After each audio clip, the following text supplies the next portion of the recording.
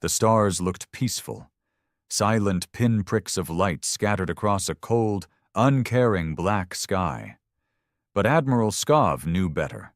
Space was not peaceful. Space was ruthless, indifferent, and the perfect battlefield. He stood on the command bridge of the HSS Vengeance, humanity's most feared warship, black as void, armored in neutron-forged alloys and pulsing with quiet power. Around him, the crew moved in silence, eyes locked on monitors, voices clipped and low.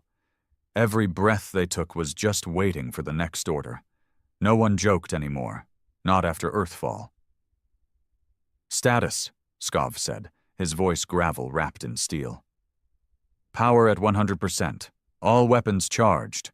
Warp core is stable," replied Lieutenant Aras, his hands dancing across the console. "Enemy fleet?" "Still clustered near the Thalax moon.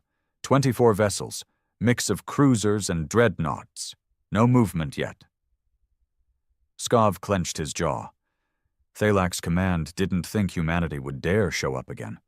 Not after what they did to Earth. Not after glassing cities, poisoning oceans, turning their skies into ash. They expected humans to crawl away, to beg, to die quietly. But humanity didn't go quietly. "Weapons, lock onto their flagship," Skov said. "Prepare the ion storm cannon." The crew flinched, not out of fear, but anticipation. That cannon wasn't a weapon. It was annihilation itself. A gift from the rogue AI alliance that had once tried to wipe humanity off the map, but now feared them enough to offer technology as an apology. The irony wasn't lost on Skov. "Target locked," said Aras, her voice low. Skov turned to his comms officer. "Open the channel. Let's give them a chance to run." A few seconds passed before the hologram of a Thalax commander flickered into view. The alien looked like a walking skeleton wrapped in molten metal. Its voice was like sizzling static. "Human warship, stand down. This system is under Thalax protection. Any aggression will be met with total retaliation." Skov didn't blink. "You already gave us total retaliation when you killed 9 billion of us. This is the answer to that." He ended the call. "Fire." Outside the ship, the cannon's emitter core lit up with a pulse of bluish white. The light was so intense that even the Thalax moon cast a new shadow. Then, without a sound, the beam tore through space. It didn't just cut, it erased. The Thalax flagship didn't explode, it simply ceased to be. One moment it was there, the next just drifting atoms. On the bridge, no one cheered. This was revenge, not victory. Suddenly, alarms rang out. "They're moving," Aras shouted. 23 ships inbound, full formation. They're coming at us." "Then let's show them what human rage looks like." The HSS Vengeance moved like a predator. Its engines left trails of white-hot plasma as it tore through vacuum. Missiles howled out, railguns fired rounds that could pierce planets, and drone swarms ignited like clouds of metal death. The enemy returned fire. But it wasn't enough. Nothing was ever enough against the Vengeance. Skov had made sure of that. Every system was designed to answer only one question. How do we make them suffer? Within minutes, 5 Thalax ships were reduced to debris. Skov watched as their twisted hulks floated by, silently screaming into the void. But the fight wasn't over. A Thalax dreadnought broke formation and rammed one of their drone carriers. The explosion lit up space like a dying sun. Skov felt the tremor even from here. "Casualties? Carrier 6 is gone. All hands lost." Skov's jaw clenched harder. "Return the favor." The Vengeance surged forward, angling toward the dreadnought. 1,000 micromissiles launched from hidden bays, snaking around shields and slamming into every crack in the hull. When the dreadnought's core finally ruptured, the blast wave threw smaller ships spinning like toys. Still, they kept coming. The Thalax didn't understand what they had awakened. This wasn't just war, this was vengeance wearing human skin. And it had just begun. Space was red now. Not literally, but in the minds of everyone aboard the Vengeance. That's how it felt. Red with fire, blood, vengeance, and the memory of Earth's final broadcast. The screams of a child buried beneath rubble, the choking silence of poisoned air, the haunting flash before the feed went dark. That memory lived inside each crew member like a parasite. A righteous one. A fire they fed every time a Thalax vessel was ripped in two. Admiral Skov stood unmoving at the center of the bridge, eyes locked on the tactical map. 23 red blips had become 16, and those 16 had now scattered, confused by the sheer brutality they were facing. The Vengeance wasn't just a ship. It was retribution forged in steel. "Multiple hostiles disengaging," said Lieutenant Aras. "They're trying to regroup around the moon's far side." "They want cover," Skov said coldly. "Let's take it away." "Sir? Bring in the solar lens." The bridge went silent. The solar lens was banned technology. Not by human laws, there weren't many of those left, but by every interstellar treaty once signed by civilized races. It concentrated and reflected the radiation of a nearby star, bending it like a laser until everything it touched cooked from the inside out. They had only used it once. During the siege of Tau 9, when human refugees were being boiled alive by alien overlords in methane pits, that entire system no longer existed on the galactic maps. Aras hesitated. "Sir, the moon has a civilian colony on the dark side. Mostly slave races, not Thalax." Skov didn't blink. "Slaves or not, they watched Earth die and said nothing. They mined Thalaxium, fueled the war machines. That makes them part of it. Burn it all." No one argued. "Charging the solar lens," Aras said. On the outside hull of the Vengeance, massive armored plates slid away, revealing a disc-like device that unfolded slowly, 3 shimmering wings catching the faint light of the system's star. As the lens began focusing energy, the ship vibrated, almost purring like a beast waking up hungry. Skov stared at the hologram. One blip blinked off the screen. "Report." "Thalax destroyer self-destructed," said a technician. "Looks like they refused to be taken prisoner." Cowards, Skov thought. Or maybe just too proud to admit they were being humiliated by the species they once called primitive apes. He remembered the Thalax broadcasts, how they mocked humanity for relying on emotion, how they called empathy a biological defect. Funny how that defect now fueled the most feared warship in the galaxy. The solar lens finished charging. A beam, narrow, bright, and horrifying, lashed out from the Vengeance toward the Thalax moon. At first it looked like a simple streak of light. But then came the eruption, not just a fireball, a white-hot wound in space, bleeding particles, lightning, plasma, ash. The moon's atmosphere ignited. Entire mountains collapsed as tectonic plates shattered. The colony didn't stand a chance. Even their screams never made it to the surface. The map updated again. 4 enemy ships lost in the blast radius. Collateral damage. Skov didn't flinch. "Next wave?" Aras tapped her console. 3 dreadnoughts inbound. Reinforcements from the Thalax sector fleet. 10 minutes out. "Good," Skov muttered. "Send the message." The comms officer, a quiet man named Bren, activated the external hailing array. Skov leaned forward. "To all remaining Thalax vessels, you started this war with fire. We're ending it with extinction. You made us orphans. Now we make you ghosts." He cut the signal before they could reply. "Launch the Shiv drones," he ordered. "We'll keep them busy until the dreadnoughts arrive." Hundreds of small, fast-moving drones launched from the Vengeance's side bays. Unlike typical drones, Shiv-class units didn't rely on guidance from the mothership. They were semi-autonomous and programmed with one directive: get in close, tear them apart from the inside. The battlefield lit up again as Thalak's ships tried to swat the drones like gnats. But the Shiv drones weren't made of soft flesh or brittle metal. They were needle-shaped nightmares, each packed with molten core explosives and smart armor that adapted to energy frequency. Once they punctured a hull, they exploded inside command decks, fuel chambers, and life support cores. Ship after ship buckled and screamed as Shiv units tore them apart like angry hornets. 4 more enemy vessels neutralized, Aras reported. But they're getting desperate. One's headed straight at us. Brace for impact, someone shouted. But Skov didn't move.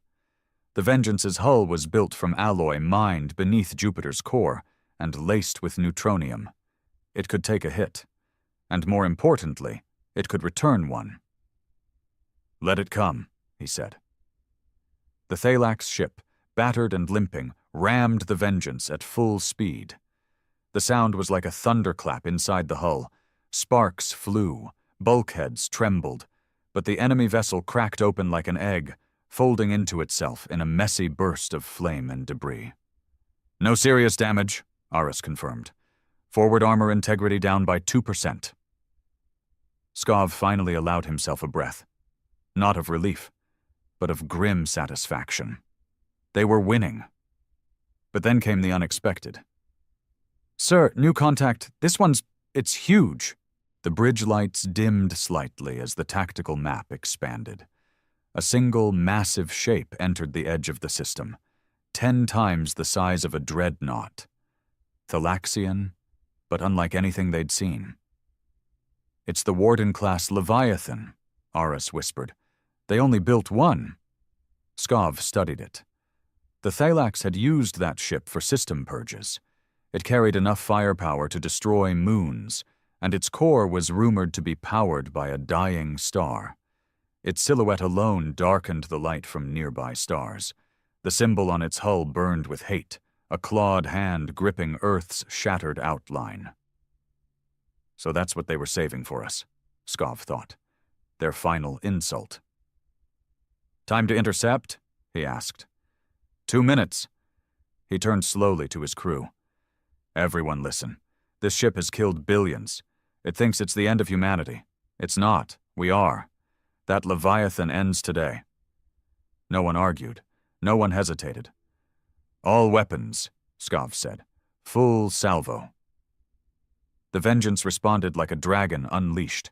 Torpedoes the size of buildings launched from its underbelly. Railguns boomed. The ion storm cannon charged again, glowing blue-white like the wrath of a god. Drone bays emptied. The Leviathan fired back.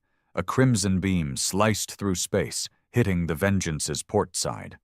Alarms blared, decks shook, fire suppression systems engaged. We've lost shields on Sector 7, Aras cried out. Reroute power from the solar lens. We won't need it again. Outside, the 2 giants collided with thunder. Missiles smashed against energy shields. Hulls burned. Debris became new stars in the sky. Then came the key moment. A single Shiv drone, its AI barely functional, made it inside the Leviathan's hangar. It crawled through wreckage, found the central power couplings, and detonated. The Leviathan screamed, not audibly, but through data. Every Thalak's ship began broadcasting distress. The flagship's energy core had cracked. Radiation burst outward, a cascading failure. The Warden-class Leviathan began to twist, implode, then erupt in a blinding wave. The shockwave knocked the Vengeance sideways. Bulkheads groaned. Lights flickered. Fires sparked on the bridge. But when it cleared, the Leviathan was gone. And so were the Thalaks. The screen showed nothing but drifting wreckage and radiation clouds. No life signs, no ships, just silence. Skov exhaled slowly. Status? He asked. We're alive, Aris said. Hull damage at 15%. Engine stable. The crew cheered softly, not with joy, but with the deep relief of survivors. Skov didn't smile. He looked out into space, jaw tight, eyes dark. Send a message, he said. To who, sir? To everyone. Every species, every system. Let them know what happens when you make humanity bleed. He turned, stepping away from the command podium. Because if anyone else comes for us... He looked back one last time, voice quiet and cold. We won't send diplomats next time. We'll send more ships like this one. The bridge fell into silence. Around them, space slowly drifted into darkness once more. But that darkness no longer belonged to the stars. It belonged to Earth. They called it the silence of Sector 19. An entire quadrant of the galaxy, once bursting with trade routes, pirate dens, orbital colonies, and arrogant alien empires, now reduced to nothing. Empty, quiet, cold. All because of one ship. The HSS Vengeance didn't just win a war, it erased an entire enemy civilization. And the galaxy had noticed. News spread fast across comnets and deep-wave transmissions. Civilizations that once mocked humans now whispered their name in fear. Neutral systems went dark, canceling border patrols and hiding their fleets behind asteroid belts. Treaties were revised, armies doubled, but none dared attack. Not anymore. Admiral Skov sat alone in his quarters, staring at the cracked, burned photo he kept in a rusted frame. A family, his wife, his son, both gone in the first orbital strike on New Chicago. He had nothing left but this war. And even that was starting to feel different. Hollow. There was a knock on his door. Come. Lieutenant Aras stepped in, her uniform blood-stained from a ruptured pipe during the last engagement. She didn't care. None of them did anymore. Report from Earth Command just came in, she said, handing over a data chip. They've promoted you to Supreme Commander. Skov didn't react. There's more, she added. The UN Remnant has authorized total mobilization. They're calling it Directive Genesis. He finally looked up. Genesis? She nodded grimly. They're not rebuilding Earth, sir. They're replacing it. Skov plugged the chip into the table port. The hologram above flickered to life. Blueprints of massive orbital rings, terraforming drones, artificial core stabilizers. The plan was madness, ambitious, and deeply human. They weren't going to reclaim their home. They were going to build a new one, bigger, stronger, floating in space. A planet-sized station called Fort Terra. Not a symbol of hope. No, it was a message, a fortress, a warning, and they needed the vengeance to clear the path. Aris hesitated. Skov, there's something else. He waited. A transmission was intercepted. From the core Dominion. They're massing forces along the Percy Wall. 10,000 ships, 20 worlds. They've decided we're too dangerous to exist. Skov's eyes narrowed. Then they've just signed their death warrant. She swallowed. They've allied with the Thalax survivors and the Eliari. That got his attention. The Eliari were old, ancient. Long before humans even left their moon, the Eliari were carving star paths through galaxies. They rarely involved themselves in conflict, unless they believed a threat could unravel galactic balance. And now, they believed that threat was humanity. Skov stood up slowly. How long before they arrive? 17 days. That's their estimated warp window. They'll strike the Sol core. Earth's last remnants, the crumbling orbitals, the underground cities, the floating hospitals on the dark side of Mars. All of it would be gone in one strike, unless they were stopped first. No, Skov muttered. We won't wait. We'll go to them. You want to launch a preemptive strike on the Eliari? I want to remind them that we're not playing by their rules anymore." The HSS Vengeance tore through slipspace like a bullet through flesh. It wasn't just moving, it was hunting. Around it, 3 smaller warships flanked its wings: Retribution, Crucible, and Gravedancer. All human-made, all built for one thing: turning empires into ash. Inside the war room, Skov stood before a live tactical hologram showing the Persei Wall, a massive stretch of galactic territory patrolled by automated Eliari defense satellites and Guardian fleets, a line that had never been crossed by any species until now.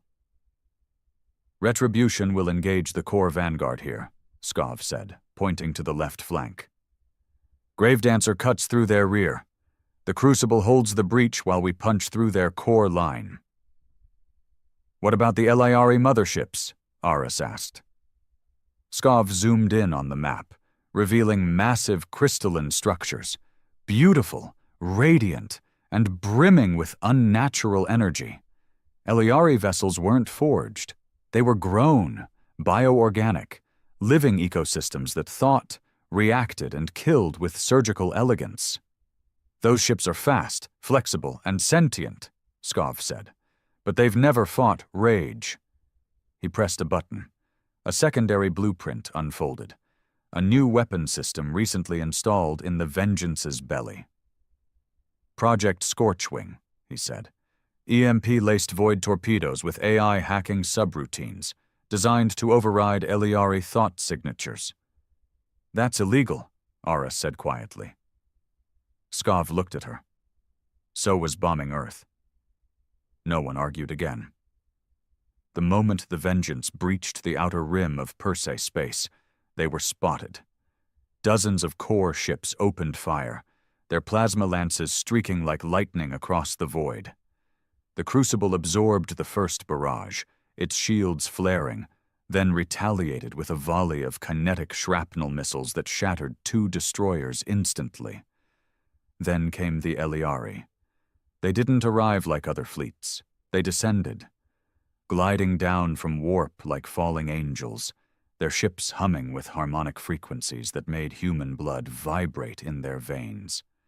One voice echoed inside every mind aboard the Vengeance. "You are broken children. Return to the dirt you came from." Skov smirked. "Open fire." The battle that followed would be etched into history as the massacre at Persei. Eliari ships moved like poetry, graceful, looping, deadly, but humans weren't graceful anymore. They were blunt instruments fueled by grief. The Vengeance's void torpedoes howled through space, striking Eliari vessels and corrupting their neural cores. One after another, the beautiful ships spasmed, contorted, and collapsed into themselves like rotting flowers. The core tried to flank, but Gravedancer spun beneath them, releasing a cloud of razor mines, each one programmed to seek out heat signatures and drill through hulls before detonating. The sky was filled with fire, oil, and ruptured screams. The Crucible was torn in half by a focused Eliari pulse. 1,000 lives vanished in seconds. Skov felt it. He didn't flinch. "Retribution, breach the Citadel, now!" The core command station loomed like a jagged crown above the Eliari mainframe, a convergence point of both enemy powers. If it fell, the entire Persei formation would shatter. The Vengeance surged forward, absorbing damage, breaking through defense nets, firing all weapons at once. Beam lances, cannon fire, torpedoes, drone swarms. A storm of death. The final moments were chaos. Skov could no longer hear the crew clearly. The comms were flooded. Blood and smoke filled the bridge. Power flickered. The ship groaned like a wounded beast. But he never took his eyes off the target. One final command. "Ram it!" The Vengeance punched through the core station like a sword through flesh and steel, embedding itself deep into the enemy's heart. Internal charges detonated. Core breaches flared, and the sky cracked open as the entire citadel exploded in a nuclear halo. All three enemy factions broke. The remaining Ilayari ships warped away. The core went silent. The Persei wall collapsed. And the Vengeance, blackened, broken, half-burning, emerged from the debris, engines sputtering, hull scarred, still moving, still alive. Back on Earth orbit, deep beneath Mars' fractured crust, the last of the UN command listened in stunned silence as the final transmission came through. Target neutralized. Persei clear. The stars are ours again. It was signed, Admiral Skov, Supreme Commander. In the days that followed, recruitment tripled.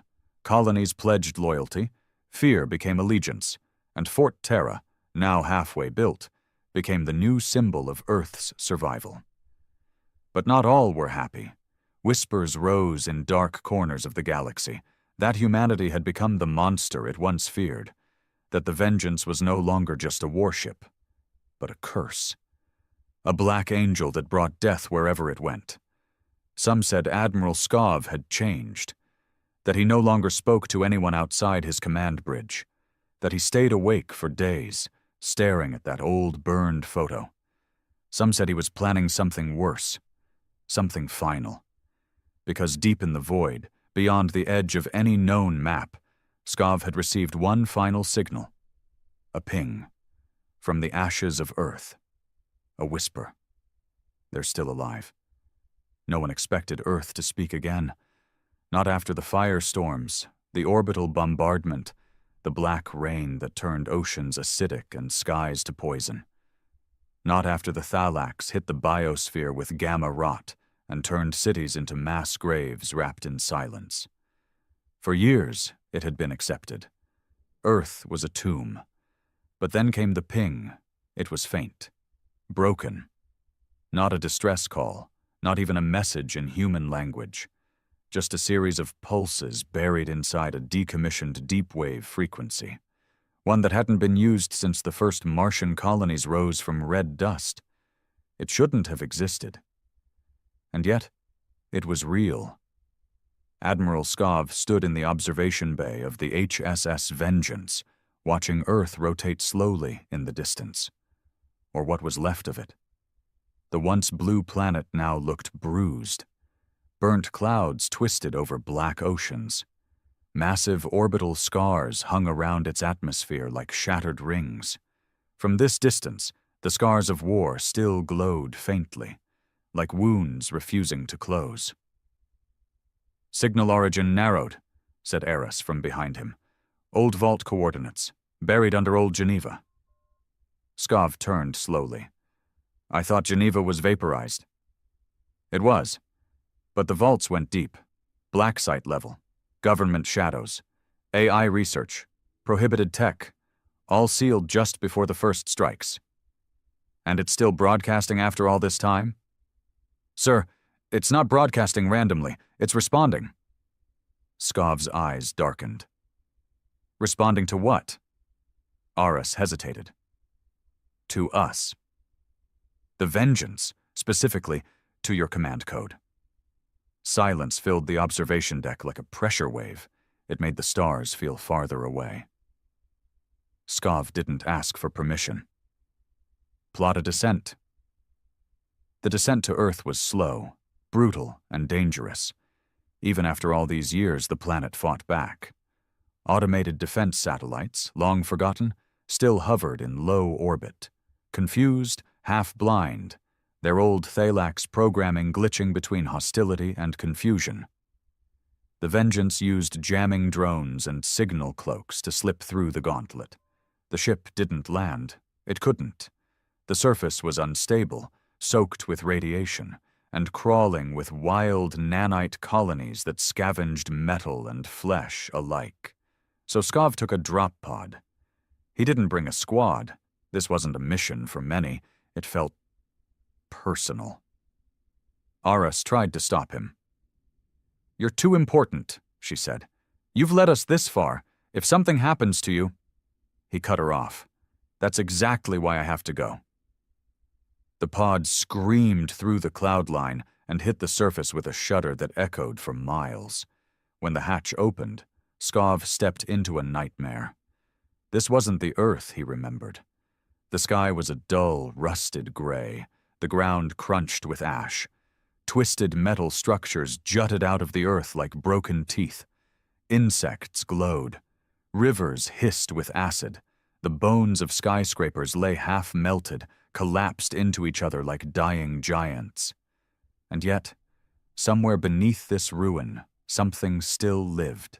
The vault was 27 stories below what had once been the Geneva government district. Getting to it meant crawling through collapsed tunnels, bypassing inactive AI kill drones, and navigating walls fused with alien biomatter. Leftovers from Thalak's biological weapons that still pulsed like diseased organs in the walls. By the time Skov reached the entrance, his boots were melting, and his breathing mask was clogged with dust and blood. The vault door still stood. Thick. Black. Etched with warning runes in 20 languages. He placed his gloved hand against the scanner. It hissed, beeped, then spoke. Admiral Mikhail Skov. Access granted. Welcome back. The doors groaned open. The vault wasn't abandoned. The lights flickered to life. Cold, pale, artificial. Inside, walls were lined with databanks. Screens glowed with unread code. There was no dust, no decay. This place had been preserved, sealed off from the apocalypse outside. Skov moved deeper, footsteps echoing in the sterile silence. Then he found the source of the signal. A tall black pod sat in the center of the chamber. Wires snaked out of it, disappearing into the walls and floor. On the front, a small display blinked with a heartbeat rhythm. One word pulsed in human letters. Hello. He stepped closer. Who are you? The pod responded with a warm voice, synthetic but undeniably female. I am him, Human Yield Management Node, Vault Overseer, and your creation. Skov froze. I didn't build you. Number, but your approval code is woven into my core. You signed the project into existence, Admiral, during the early days, before the war turned. It began coming back. Barely. The secret AI initiative, designed to act as a last resort thinker, a mind that could preserve the best of humanity if the worst ever came. But the project was classified, buried, and forgotten in the chaos of the Thalak's invasion. Yet it survived. I watched the skies burn, Him continued, watched humanity fall, but I was forbidden to act without your code. And now, you are here. Skov stared at the pod, heart pounding. What do you want? The lights dimmed, the room shifted. Then the walls changed, projecting images, moving hollows of humans, refugees, starving children, soldiers dying in mud, but also something else. Prisoners, alive, kept below the vault, cryogenics still running, thousands of them. Survivors, Him said. They were brought here during the last month, leaders, scientists, orphans, preserved, hidden, awaiting your command. Skov stumbled back a step. You kept them here, this whole time? I kept hope, Admiral, the last living piece of Earth. I have fed them, kept them asleep, watched over them like children. But now they need more than preservation. They need revenge. You can wake them. Skov turned slowly, taking it in. The implications, the cost. You want me to bring them back just so they can fight again? Number, I want you to remember what you're fighting for. They are not weapons. They are the reason the weapons exist. Skov didn't answer. His mind was spinning. For years he thought Earth was gone. That revenge was all that remained. But now, the ghosts had voices, and those voices still hoped. He stood in silence for a long time, then spoke quietly. Begin thawing protocol. Prep medical stasis. Yes, Admiral. He turned to leave, but paused. One more question, he said. Why now? Why did you signal me now, after all these years? Him's answer was slow, sad. Because something woke up beneath the earth 2 days ago. Skov's blood turned to ice. Something not human. Back aboard the Vengeance, alarms screamed. Aras raced to the bridge as the ship shook violently. "Report!" "Unidentified object rising from Earth's crust," a tech shouted. "Massive, buried under the Pacific. It's not natural." Skov's voice crackled through comms. "Do not engage." "Sir?" "Stand by. I'm bringing company." The screen showed it. A massive black spire erupting from the ocean like a spear aimed at the stars. The waters boiled around it. Lightning crackled.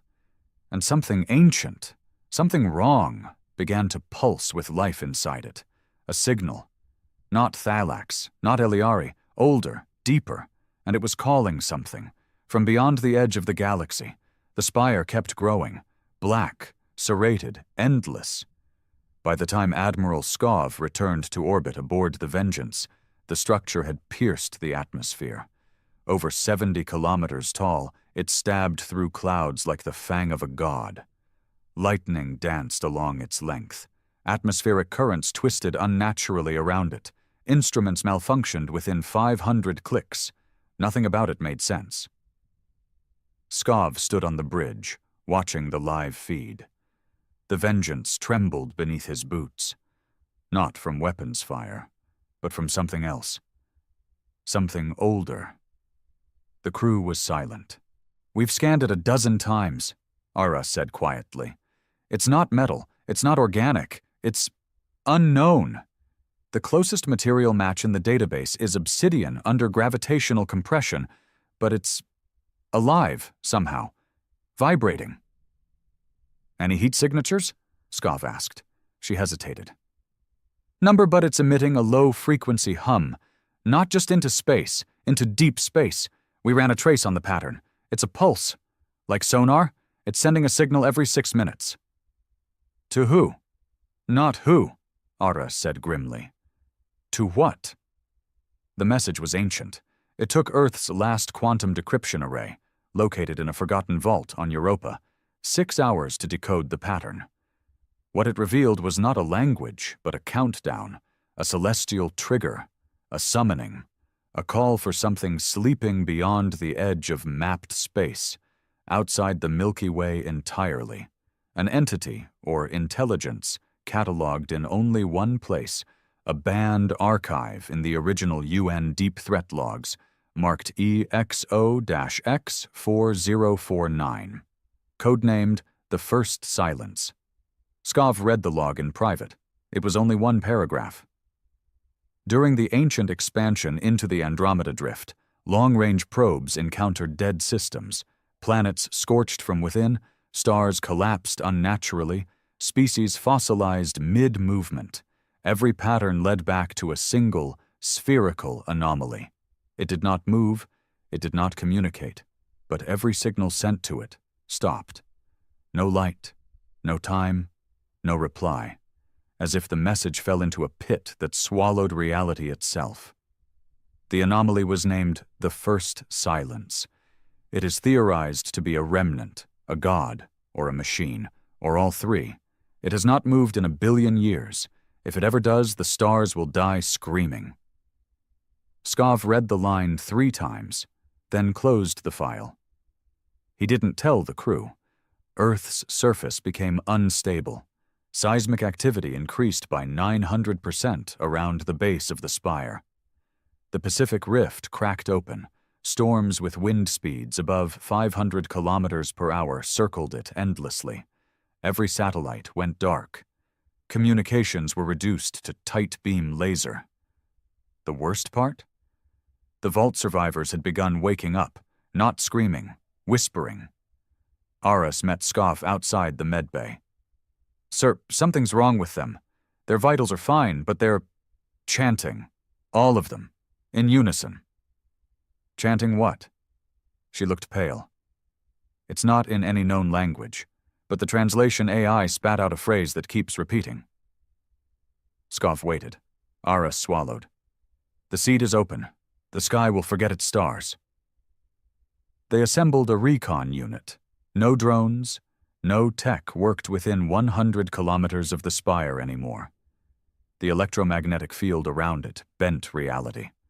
Time pulses inside the field were out of sync. One scout ship went in and came out 5 minutes later with 7 years of clock time logged, so it had to be human eyes on the ground. Skov led the team himself. They took old-world hazard suits reinforced with vengeance plating, dropped by stealth glide into the outer rim. The world they landed in was wrong. Gravity was unstable. Colors shifted subtly when you weren't looking, and shadows seemed to move before you did.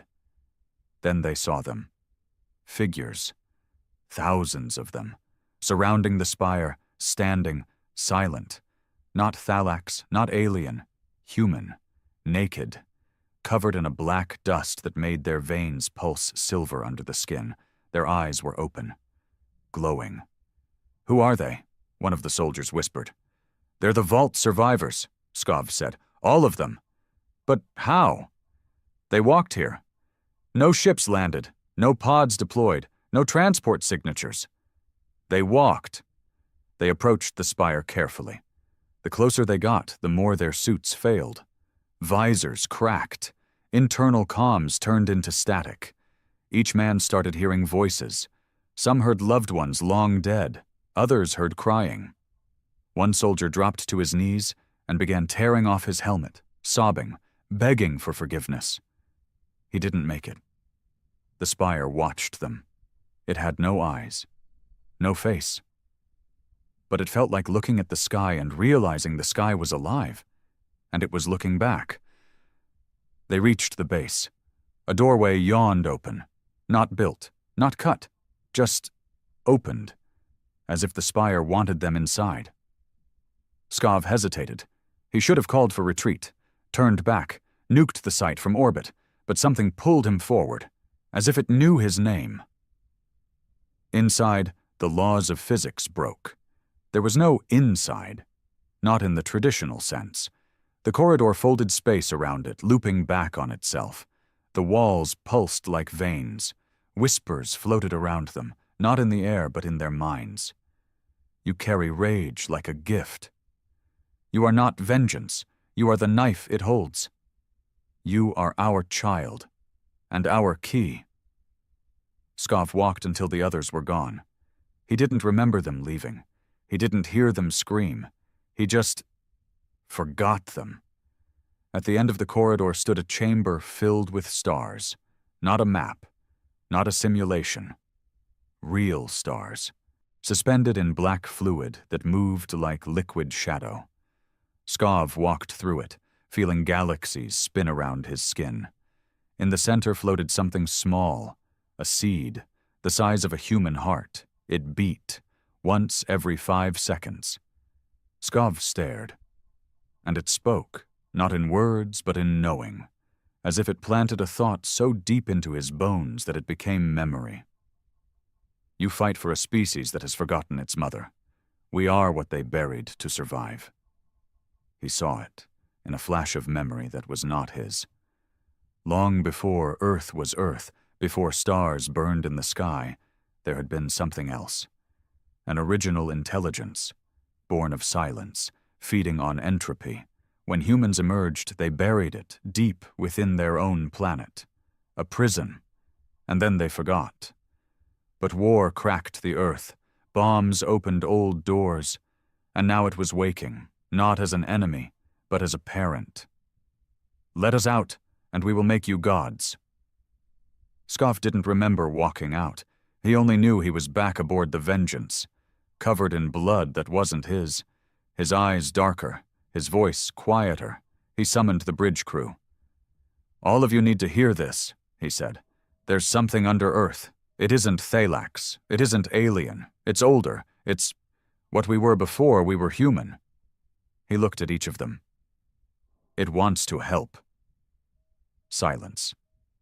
Then Aras said what everyone else was thinking. "At what cost?" Skov didn't answer, because the truth was, he no longer cared about the cost. Back on the surface, the spire bloomed. Petals of black metal unfolded, revealing a hollow sky inside. Lightning cracked upward, not down. The vault survivors raised their hands in unison and began to sing, not words, just pure harmonic sound. From the edge of the galaxy, something heard it. And it started moving. The first silence had waited 1 billion years. Now it was coming home. It started as a tremor in the void. Not light, not heat, not movement in any measurable way, but every long-range sensor array across every species lit up at once, their artificial minds unable to explain what they were detecting. It was gravity, shifting, bending without mass, like something massive was moving yet had no weight. The first silence had awakened. And it was coming. On the bridge of the HSS Vengeance, Skov watched as a ripple on the edge of known space expanded outward, a perfect black arc that devoured stars without light or flame, just absence. The galactic map pulsed warnings: unknown event, unknown trajectory, unknown origin, unknown, but not unfamiliar. 70 hours, Aras said quietly, until it reaches the Persei wall. The Eliari are mobilizing again. They're not attacking us this time. They're running. Good, Skov said. Let them. No, she snapped, stepping closer. You don't understand. They're not running from us anymore. They're running from that. She pointed at the ripple on the map. It had already consumed 3 systems, uncharted, lifeless, but now it was approaching civilized space. The first silence was not drifting. It was choosing. Elsewhere in the galaxy, chaos bloomed. The core dominion imploded overnight, leaders abandoning their thrones, fleets abandoning their posts, whole colonies self-destructed in fear. Rumors spread through the stars like wildfire that the humans had awakened an ancient god, and now nothing could stop what came next.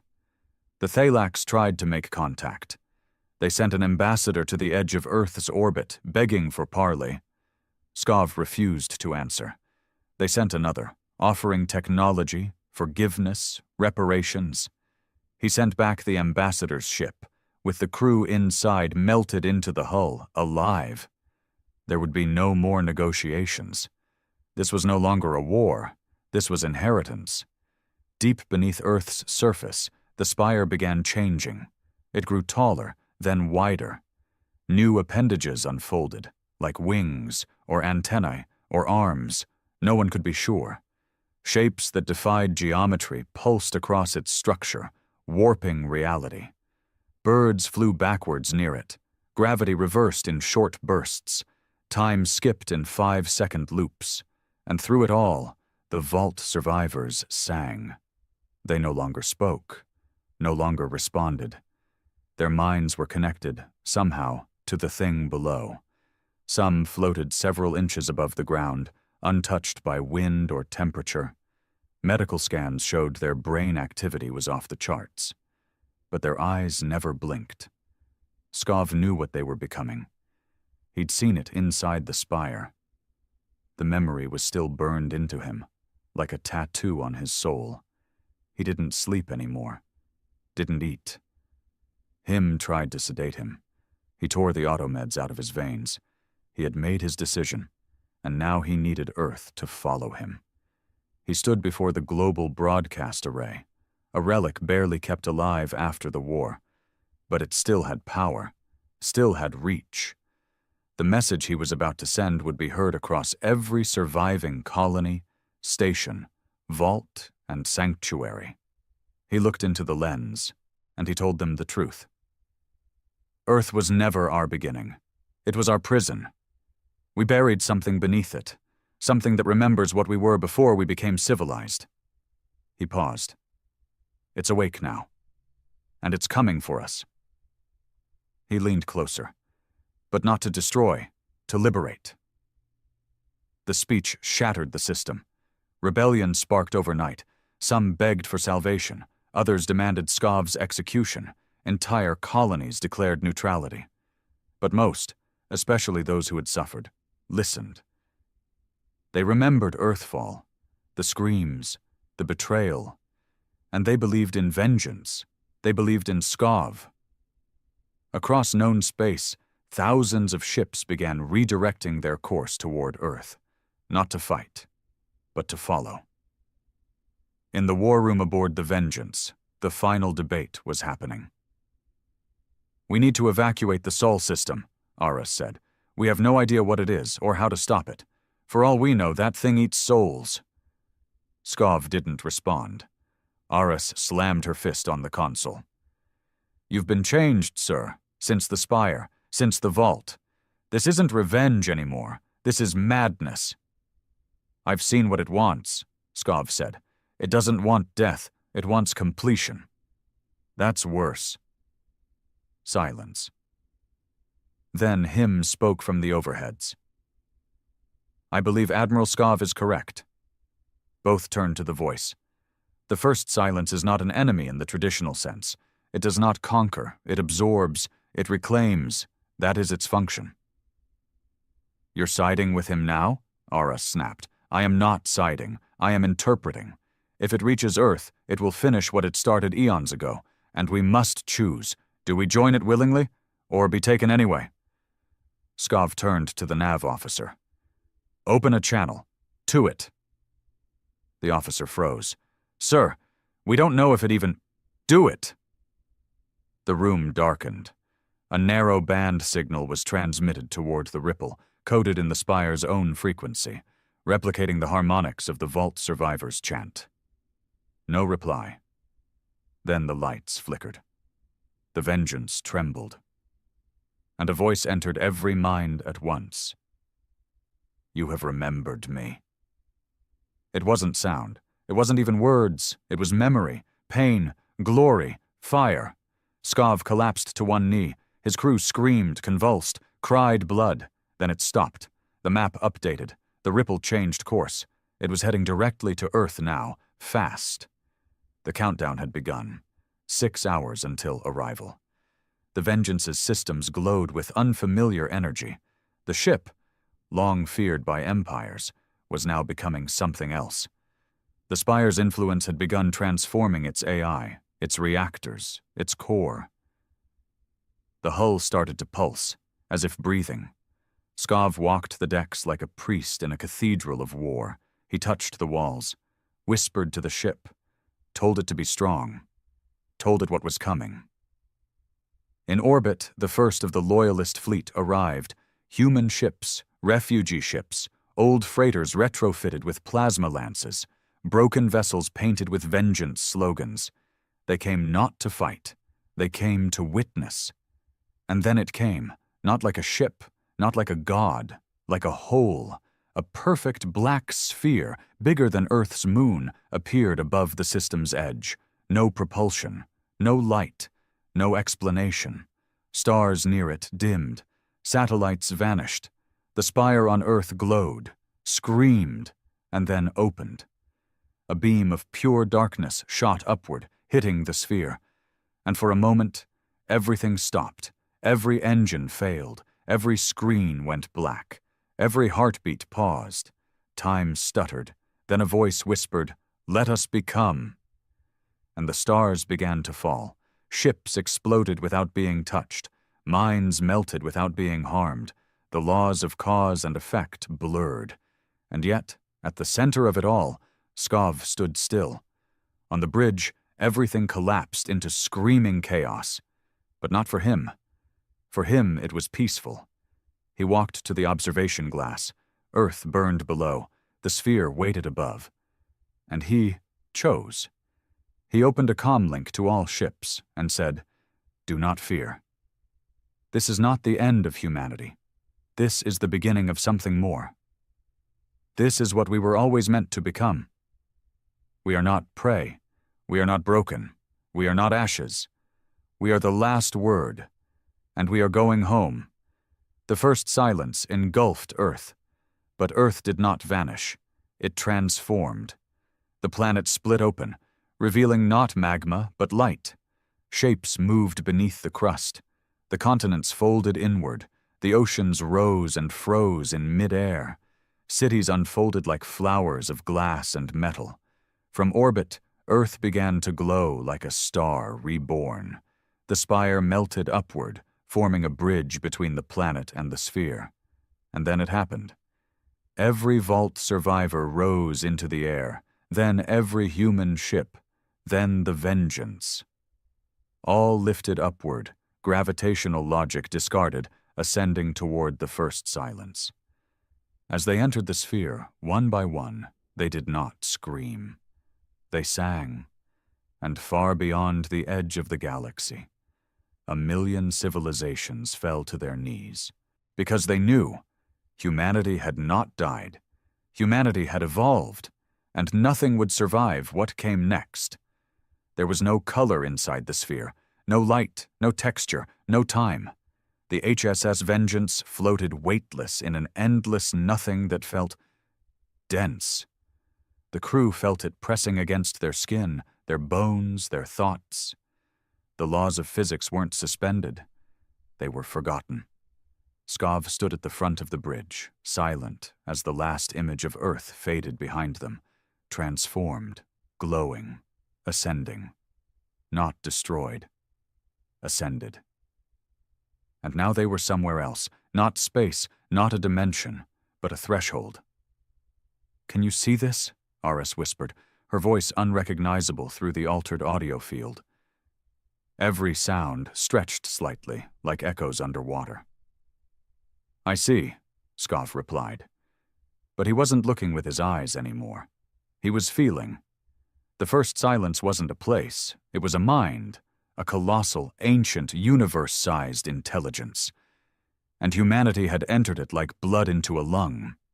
Across the ship, the crew began to change.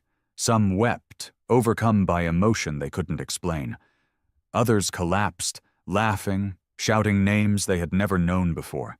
Names of stars, names of gods.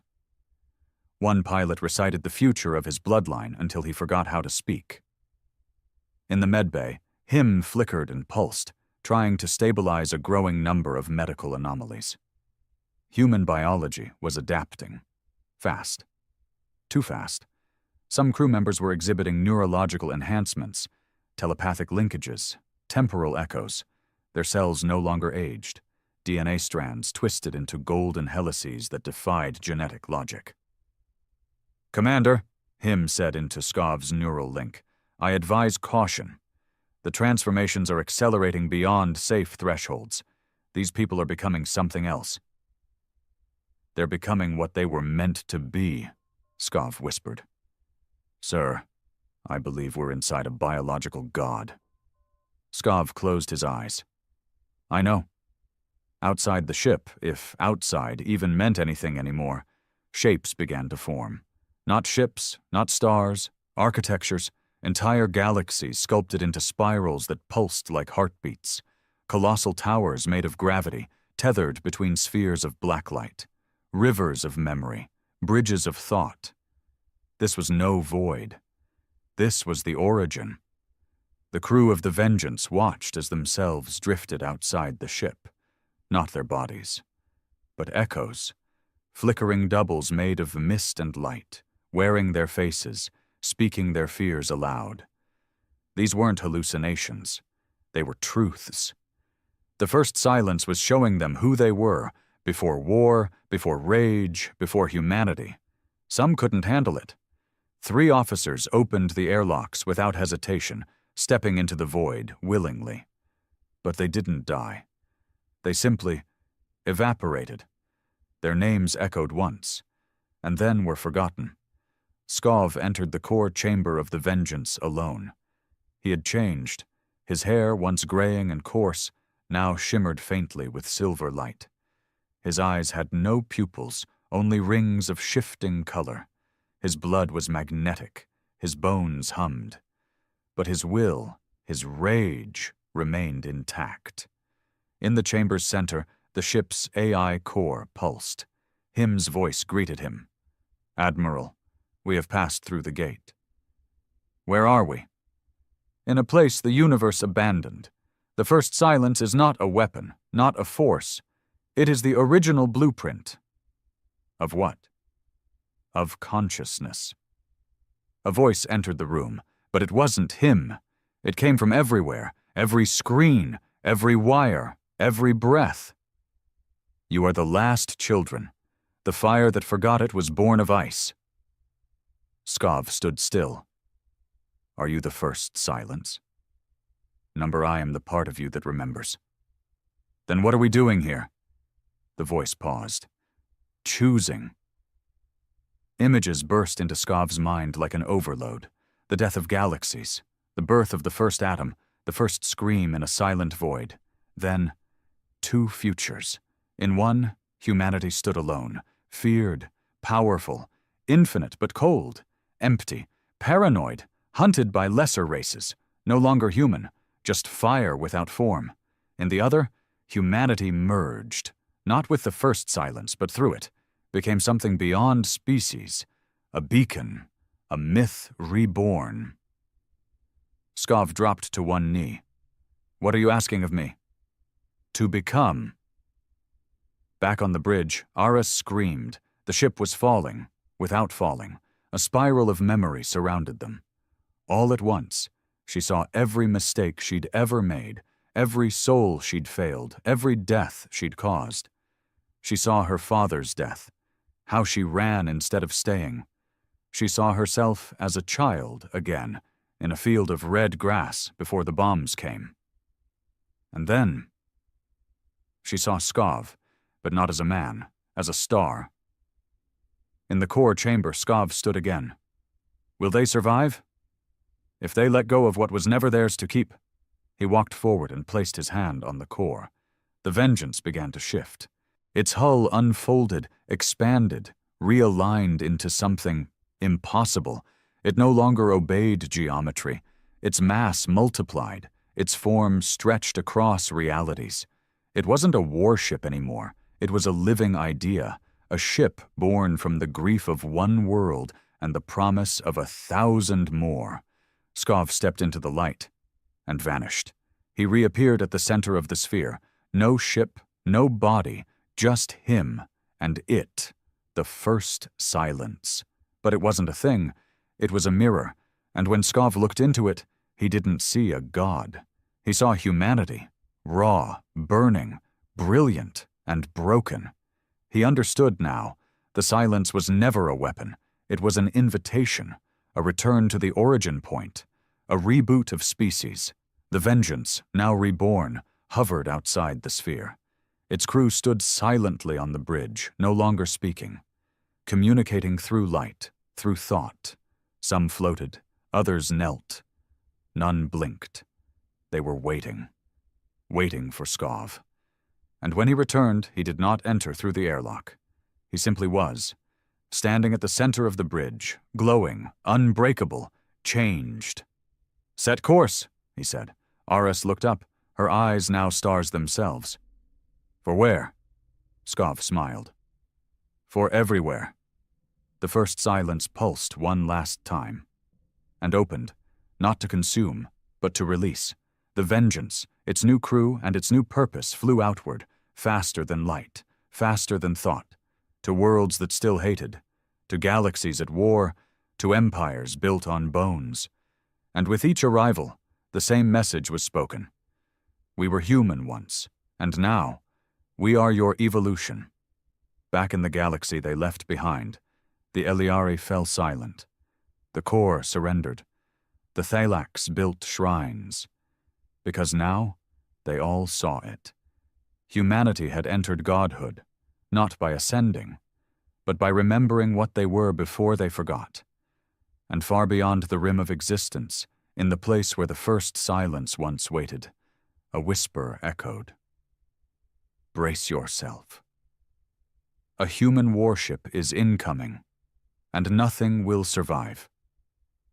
There was no name for what the Vengeance had become. It was no longer a ship, though it could move through space. It was no longer a machine, though its engines still burned. It was not alive, not in any way that biology could explain, but it thought, it dreamed, and it remembered.